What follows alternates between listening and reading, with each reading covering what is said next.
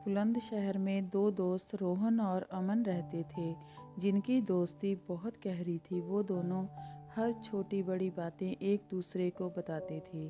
एक दिन रोहन अमन को गले लगाकर बहुत खुशी से बोलता है, रोहन भाई, आज तेरी भाभी नैना ने मेरा प्रपोज़ल एक्सेप्ट कर लिया। आज तेरा भाई बहुत खुश है। आज तू जो मांगेगा वो मिलेगा तुझे।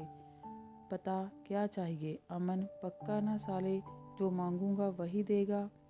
बता, मैं मना तो नहीं करेगा?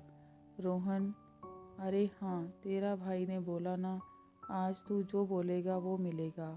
कल फिर नैना के घर जाकर शादी की बात भी तो करनी है, इसलिए जो भी चाहिए अभी बोल दे। अमन, चल फिर अपने अड्डे पर। तुझे तो पता ही है कि बिना गीला गला किए हमारी पार्टी कहाँ पूरी होती है। रोहन, हाँ, ये तो सही कहा तूने, चल चलते हैं। रोहन और रमन एक बार क्लब में आते हैं, जहाँ वे दोनों बहुत ज़्यादा ड्रिंक कर लेते हैं। इतनी ड्रिंक करते हैं कि रोहन से तो चला भी नहीं जाता। दोनों अपनी ड्रिंक को ख़त्म करके घर के लिए निकलते हैं। जैसे ही वो दोनों चलने के लिए उठते हैं, रोहन गिर जाता है। फिर अमन उसे संभालता है। अमन भाई, घर ज़्यादा देर हो गई तो आंटी ने घर में घुसने नहीं देना है। भाई, बता रहा हूँ। रोहन, चल आज गाड़ी तेरा भाई चलाएगा, ठीक है? अमन साले, तुझसे ठीक से चला नहीं जा रहा है, पहले गाड़ी तक तो पहुँच जा बे। नशे में धुत होकर रोहन किसी तरह टेढ़ी मेढ़ी बाइक चलाकर घर के पास पहुँच जाता है, पर तभी वो घर की सीढ़ियों पर जोर से गिर जाता है। अमन भाई, तू ठीक तो है? लगी तो नहीं तुझे? तभी रोहन की माँ लता वहाँ आती है और बोलती है, लता, ये क्या हुआ तुझे? ऐसे नीचे क्यों पड़ा है रोहन? अरे माँ, आज तेरे बेटे ने बाइक को हवा में उड़ाया, हवा में हू लू हू करके ऐसे उड़ाया। लता, आज फिर पीकर आया है? अरे नालायक, जब संभला नहीं जा सकता अपने आप को तो क्यों पीता है?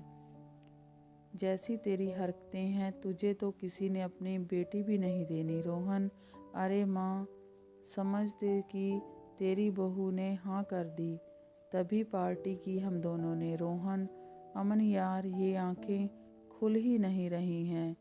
मेरी जितनी तूने पी हुई है उसके बाद तो तेरी ज़ुबान भी नहीं खुलनी चाहिए थी। लता, अमन बेटा, तू ही लेकर आजा इस नालायक को अंदर, इसके खुद के बस की बात नहीं है। अमन रोहन को अंदर ले जाकर कमरे में सुला देता है और खुद भी उसी के साथ सो जाता है। अगले दिन सुबह लता रोहन को आवाज़ मारकर उठाती है तो आंखें खोलकर भी वो नींद में होता है। रोहन, माँ, अभी तो अंधेरा हो रहा है, सुबह तो होने दो। लता, नालायक, अभी भी नशे में है, सूरज सिर पर आ गया है, आंखें खोलकर देख और कब होगी तेरी सुबह। एक आवाज़ से उठकर नीचे आजा, वरना तेरी टांगें तोड़ देनी है मैंने आज। रोहन, यार अमन, तू कहाँ है? ये मेरे कमरे में इतना अंधेरा क्यों रखा है? लाइट जला ज़रा। अमन, अबे पगला गया है क्या?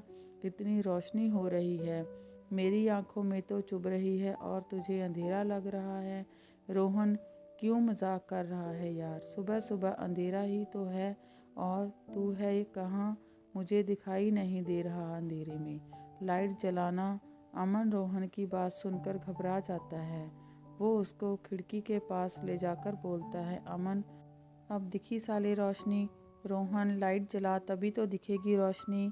ये सब देखकर अमन समझ जाता है कि गिरने की वजह से रोहन की आंखें चली गई हैं।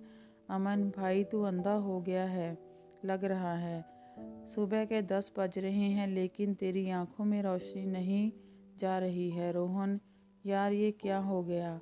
ऐसा नहीं हो सकता, अभी तो नैना के घर बात करने जाना था।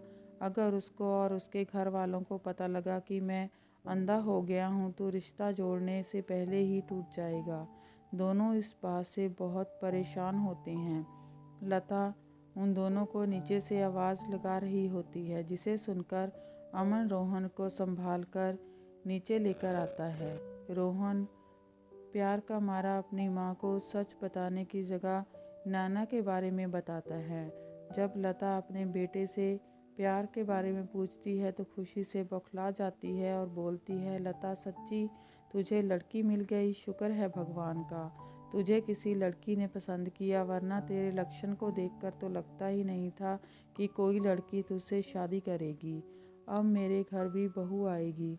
मैं अभी तैयार होकर आती हूँ, फिर हम नैना के घर चलेंगे। लता तैयार होने चली जाती है और अमन भी रोहन को तैयार कर देता है। दोनों नैना के घर जाते हैं, जहाँ पर नैना की माँ कमला उनका स्वागत करती है और सबको बैठने के लिए बोलती है। ना दिखने के कारण रोहन नैना की गोद में जाकर बैठ जाता है। ये देखकर कमला बोलती है, कमला बेटी वहाँ शादी के बाद बैठना, अभी फ़िलहाल सोफे पर बैठो। रोहन माफ़ करना आंटी जी। दोनों परिवार मिलकर रिश्ते की बात करते हैं। इस बीच नैना रोहन को ही देख रही होती है और रोहन इधर उधर देख रहा होता है। तभी नैना रोहन को कोहनी मारकर बुलाती है, नैना तुम्हारे बगल में ही बैठी हूँ मैं, इधर उधर क्या देख रहे हो। ये सुनकर रोहन अपने मन में कहता है, रोहन मन में, इधर उधर तो तब देखूंगा ना जब कुछ दिखेगा। हे भगवान, इतने समय बाद मुझे मेरा प्यार मिला, वो भी पूरी तरह मिलने से पहले ही आपने मुझे अंधा कर दिया। नैना बोलोगे भी आप कुछ या नहीं? रोहन बेबी, पूरी ज़िंदगी अब तुम्हें ही तो देखना है।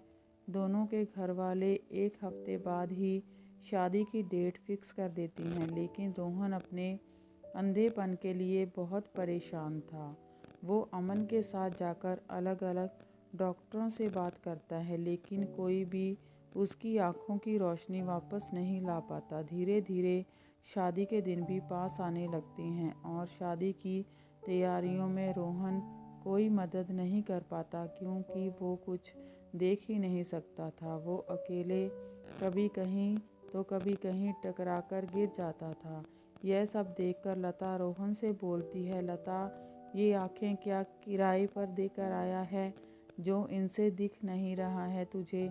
ऐसा बोलते ही रोहन रोते हुए अपनी माँ को सारा सच बता देता है। लता नालायक, तुझे कितनी बार कहा है इतनी मत पिया कर, लेकिन नहीं, तुझे कहाँ कुछ समझ में आता है। तुझे तो पीना ज़रूरी होता है। देख ले अब अपने पीने का नतीजा। जो उस दिन तूने इतनी नहीं पी होती तो आज अंधा नहीं होता। रोहन माँ, अब हो गई ना गलती, माफ़ कर दो। लता माफ़ कर दूँ? अरे नालायक, मेरे से तो झूठ बोलकर चल जाएगा। कम से कम जिसके साथ ज़िंदगी बितानी है उसे तो सच बता देता। ऐसे धोखा देने से रिश्ते नहीं जुड़ते। अमन, हाँ भाई, आंटी सही कह रही हैं, नैना को सब कुछ सच सच बता दे। लता और अमन की बात मानकर अगले दिन वो उसके घर जाता है। वहाँ सभी मेहंदी की तैयारी में लगे होते हैं। दूल्हे को अचानक अपने घर देखकर कमला और नैना उसके पास आकर बोलते हैं, नैना, अरे रोहन, तुम यहाँ, कुछ काम था?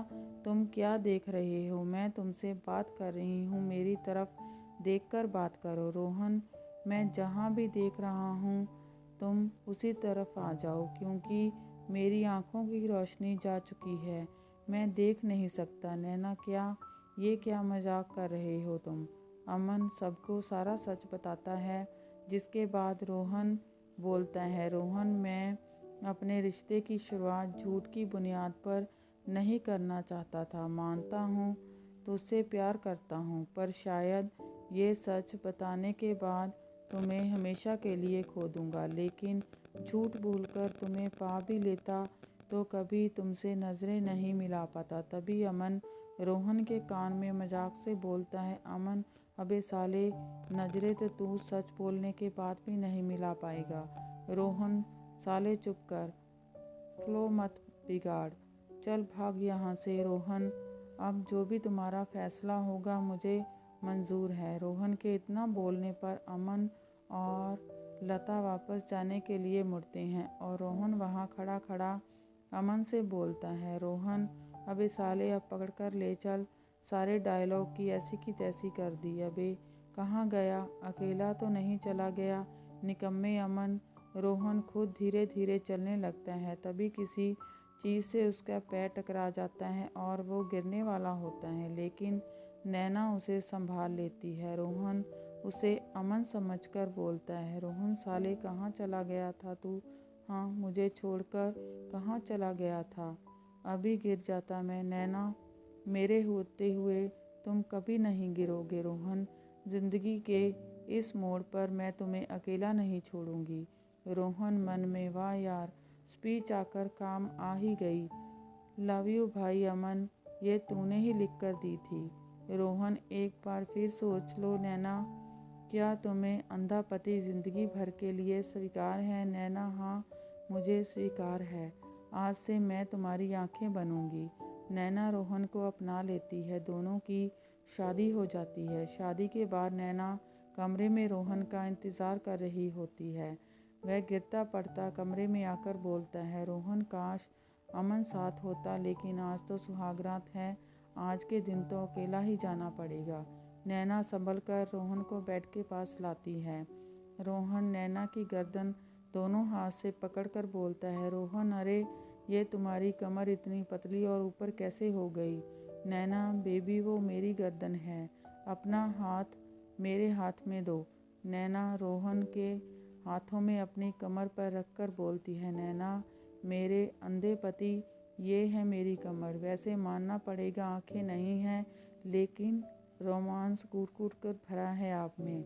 रोहन, रोमांस के लिए आँखों की क्या ज़रूरत है? नैना, अच्छा तो किसकी ज़रूरत होती है? रोहन, रुको अभी बताता हूँ। रोहन नैना को गोद में उठाता है और अंदाजे से बेड पर लिटा देता है। इसके बाद वो दोनों अपनी शादी की पहली रात को एंजॉय करते हैं। इसके साथ नैना रोहन को अंधे होने के बाद भी अपने पति के रूप में अपना लेती है और रोहन की आंखें बनकर उसकी ज़िंदगी में खुशियाँ भर देती है।